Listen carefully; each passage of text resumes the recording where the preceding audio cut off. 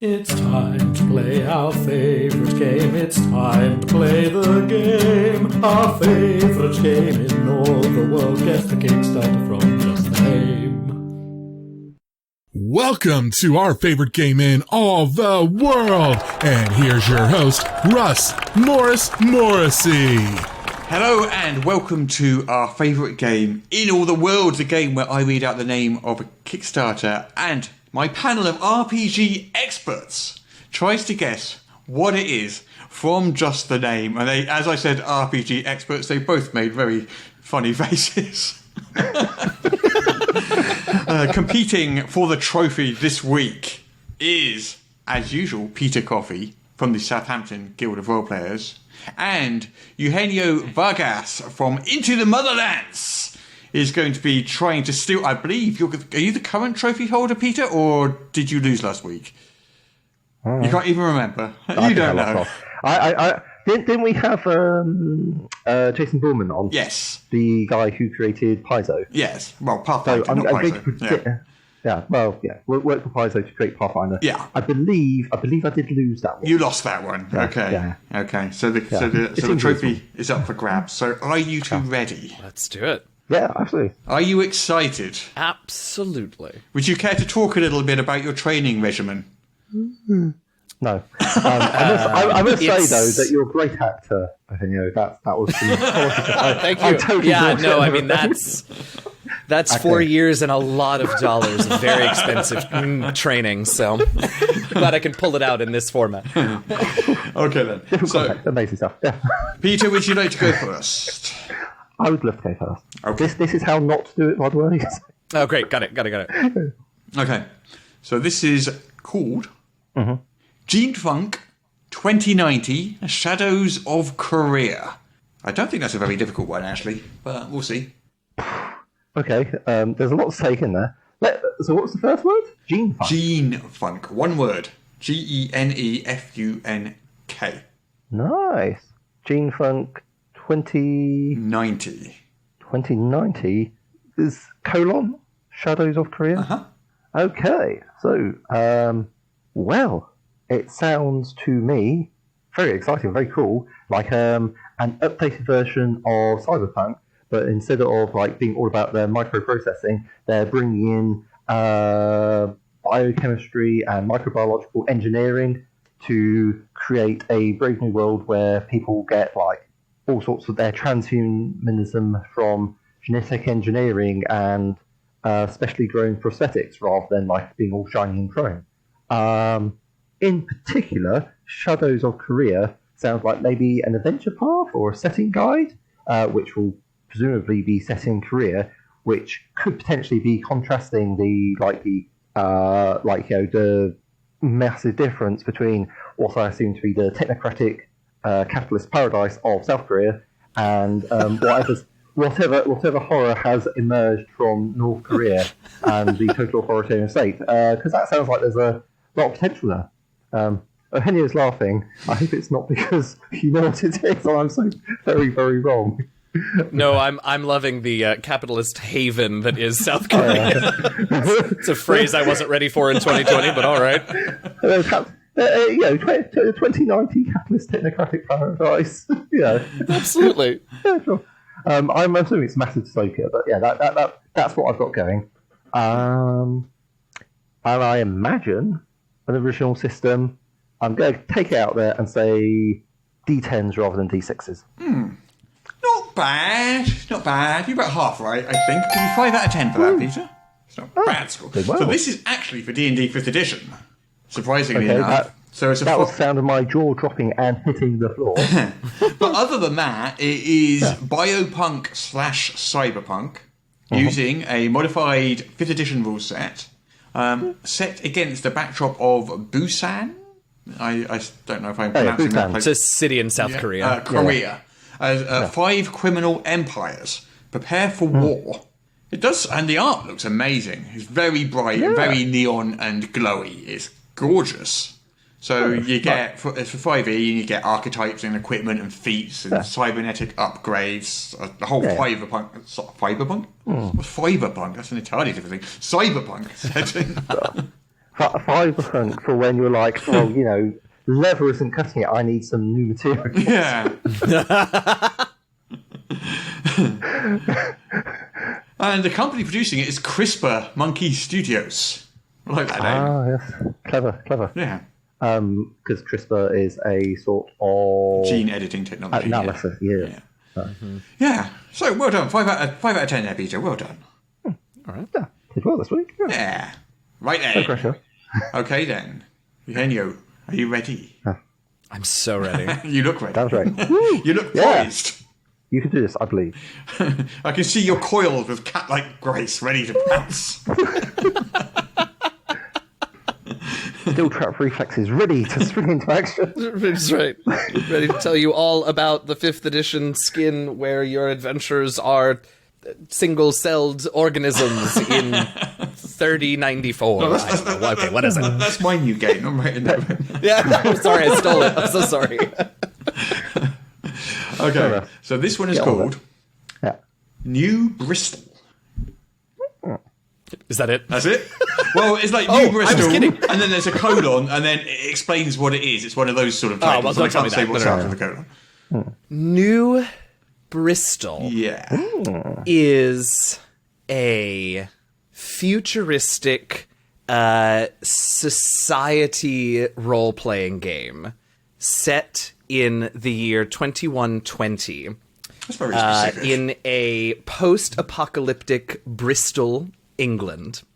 I wish I knew more about Old Bristol, other than that it exists and generally sort of where it is on the island. That's really all I know. Yeah, and it focuses on the sort of twisted interpretations of 20th and 21st century British social norms that have become very sort of Game of Thrones, the game in Orlais, if you're a Dragon Age fan. It's all sort of heightened to that level in this dystopian future in New Bristol, UK. Massively political, I'm getting. Is that... Yeah, exactly. And it's not dice based. It is card based. But of course, you need a special deck, hence the Kickstarter. That is very, very specific.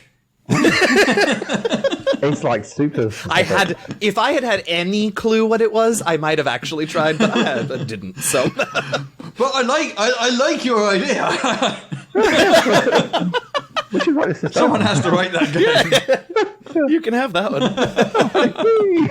So, this is actually set in the 1950s, and it's a superhero setting for Savage Worlds. Oh. So what happened is the city, it's a fictional city, and it's got a detailed history and districts and heroes and villains and stuff, and it disappeared in the 1950s. And now it's suddenly come back. So it's like this city out of time, and it's a superhero setting. All right. Oh, yeah. That feels really familiar. I'm sure we've had that on the podcast. I think we have mentioned it before, actually. Yeah. Oh, just wait and give it to me. Yeah. So I'm looking at the art in front of me. I'm seeing basically a futuristic look like a cityscape, and I can see a hover car being chased by a T-Rex. Nice. Awesome. Sold. Oh, yeah, I know. It's like, yeah, you're like, oh, there's a hover car. Cool. All right. The T-Rex I don't know what else I need. The T-Rex is chasing the hover car. I heard you have that attention.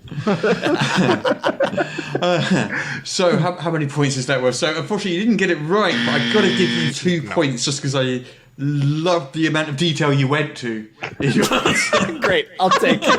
Okay. All right, Wow, Peter, so you're in the lead, 5-2. Well. I mean, this is like, knife edge closeness. It is. Is it? Oh no. Last week it was at minus 1,000 points, so, Oh, excellent. Wow. Okay, so really, we could go either way. Okay, yeah. No. Minus a million is a thing. I think Russ has been banned by the Spreadsheet Commission and the Time Lord Association from giving minus infinity points out after the last 3 times that he broke reality by doing so. Yeah. Russ. Yes, no black holes have been created recently. Okay, are you ready, Peter? Absolutely, hit me. What have you got? Okay.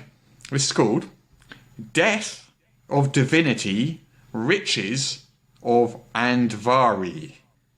Stats of Divinity : Riches of Andvari. And Andvari is one word, Andvari. Okay. Death of Divinity. Again, this feels like a setting or campaign book. I'm going to say this is a 5th edition reskin because that's what we're going for. Death of Divinity is sort of then the world setting. And what was it? Shadows of Andvari? No. Riches. Riches of Andvari. Oh, Riches of Andvari.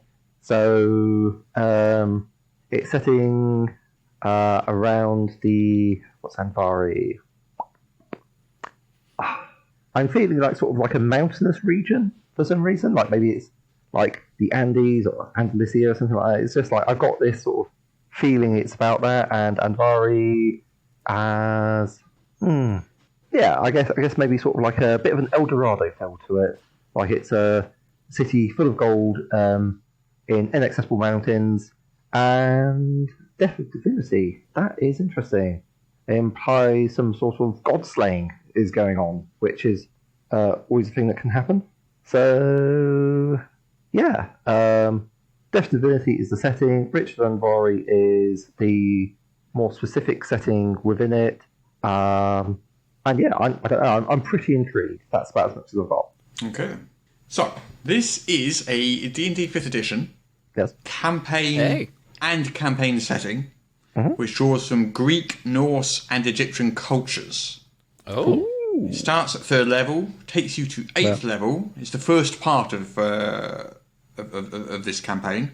And it includes 10 storylines, 13 optional quests, 2 cities, and religions and more. Greek, Norse, and Egyptian. Yes. Yeah. Greek, Norse, and Egyptian all smushed together, I guess. I don't know. I can see that working, to be honest. Okay. Well, you said D&D 5th edition, didn't you? I did. You did. So you get a point for that. Yeah. You get a point for that. So you're now on 6 points. I just do my happy dance. Any week where I end up in positive points is a great week. That's right. Okay. Yeah. Oh, I've just found the next one, and I like this one. Uh-oh. Yeah. Oh no, I think you're going to get this one, Eugenio, but we'll see. Okay. I think you will. All right. And I'm going to possible. back it as well. Why do we do this every week? It's so This is like the most expensive. expensive podcast. Every week I find one. Oh dear. Dear. Okay, so the score is currently 6-2. So all you have to do is score 4 points. It's like when we had Banana Channel and it was like, oh, My Little Pony Kickstarter's coming out. And they were like, ah! If you're not having that happen to you, you're enjoying a good week. Okay, are you ready? Yeah. So ready. This one is called Boldly Go with an exclamation mark. Nice. Oh, well, that sounds like a Star Trek game. And it is let's keep with the theme, and this is obviously a 5th edition skin. Where we're going to do what's that? Yeah, it's playing off of all of the new iterations of the Star Trek universe. With all of the new TV shows and the movies and all of that. So it's a science fiction 5th edition skin where it's basically Star Trek. You go and you explore different worlds and you.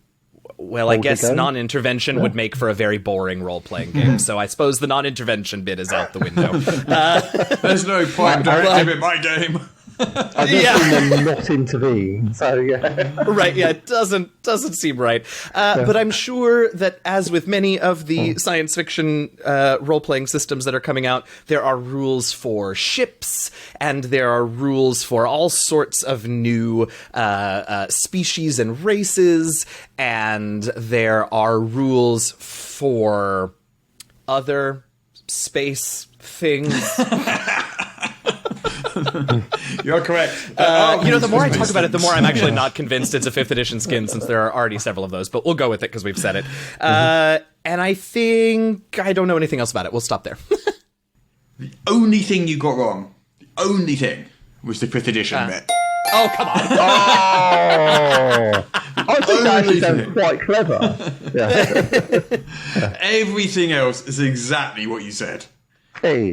A science fiction game with diplomacy, problem solving, mysteries, and exploration. You are highly trained officers of Space Fleet in charge of a starship that you design and customize. There it is. And on behalf of the Stellar Alliance, you traverse the galaxy, wander alien planets, search for new species and new cultures, and travel bravely to locations that few have visited before. So it's Star Trek with the serial number. Yes, it's exactly that. Yeah, it really is. Yeah, it's got a very cartoony look to it, a sort of comic booky cartoony look. Oh, that's cute. All right. So I think the only thing you got wrong was the system. So that's 99 points out of 100 there. Oh. Yeah. Which puts you, I believe, 101 points to Peter's 6. Yeah. Well deserved. Yes. Both positive. Look, both still in the positive. I know. I'm surprised as you are. I think we can clearly state that Eugenio is the winner of our favourite game in all the world this week. It was a good one. And gets to take home the trophy, a smug sense of self-satisfaction. Absolutely. Enjoy it. I'll cherish the latter and, put the former somewhere very special, I'm sure.